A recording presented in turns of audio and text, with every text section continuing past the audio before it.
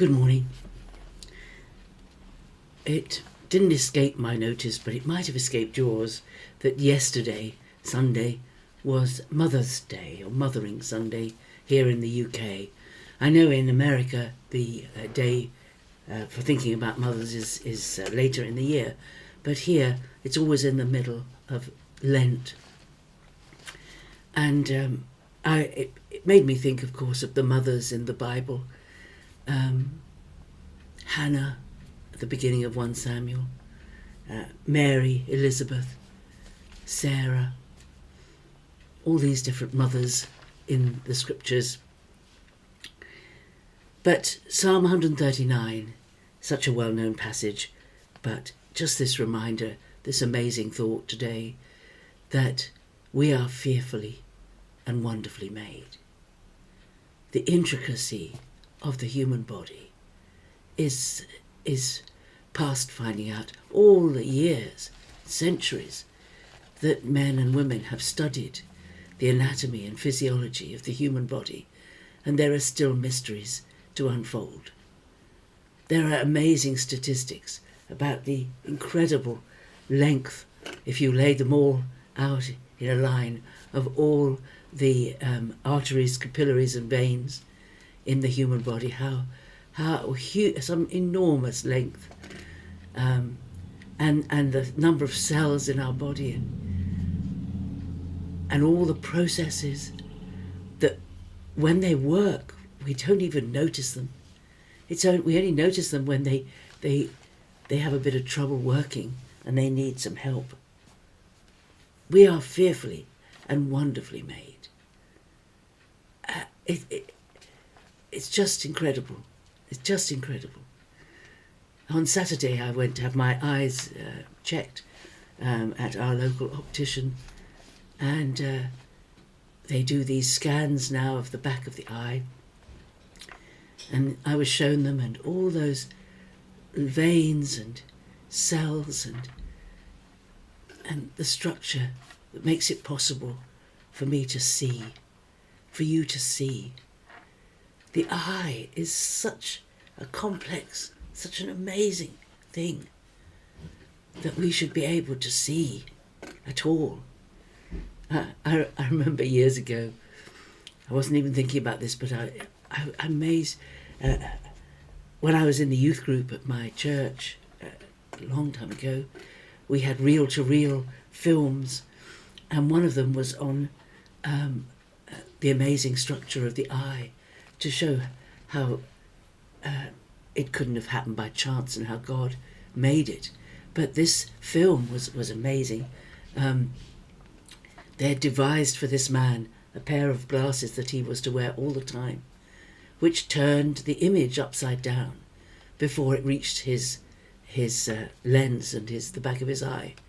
Because if you know anything about sight and about photography and things, that as it comes to us, the image is reversed, and on the back of our eye we see what we see upside down, and then our mind sorts it out.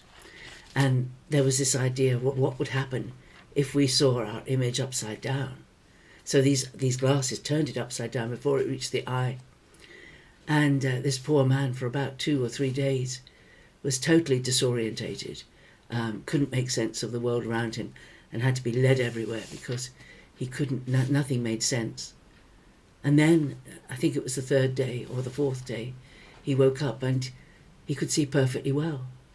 Everything was the right way up again, but he was still wearing these glasses that turned everything upside down. His brain had made sense of the images, and he could see clearly again.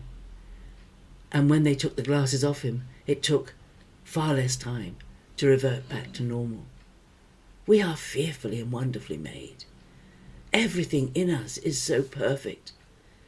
The shape of the red blood corpuscles, which is a sort of kidney shape or a lozenge shape, is apparently, if you do all the research, perfectly designed to carry oxygen and carbon dioxide. Any other shape is not as efficient. It is the most efficient shape for supplying our body with what it needs to survive. in the way of gas exchange. It's amazing.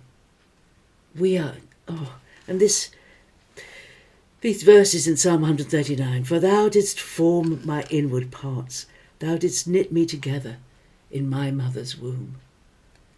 You know, God knew you and God knew me when we were just hardly visible to the naked eye, hardly visible in our mother's womb. And he formed us and shaped us. And he was with us even then. And you may be one of those unfortunate people who didn't feel wanted by your parents. Perhaps you were an unintentional pregnancy. I don't know. But God knows.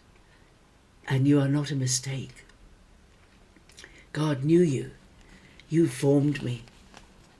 You formed my inmost parts. You knit me together in my mother's womb. You know, the development of the baby in the womb is nothing short of miraculous. The studies that have been done, it is just phenomenal what happens to a baby as it grows in the womb. It's just fantastic the way God has ordered things. And God knows us through and through. And it goes on to say that every day that we are given is written in his book. You know, he knows what he wants you to be doing today for his kingdom. He wants to share your day with you today. It's a day you've been given by the grace of God.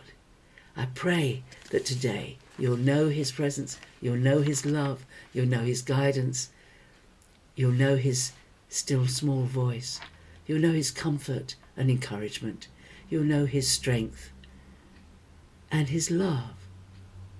And the psalm starts with the fact that he knows when we get up and sit down, when whatever, he knows what we're going to say even before we say it. Let's live today in that wonderful knowledge of God's omnipotence, his infinite knowledge of us and his infinite love of us, which is really so wonderful.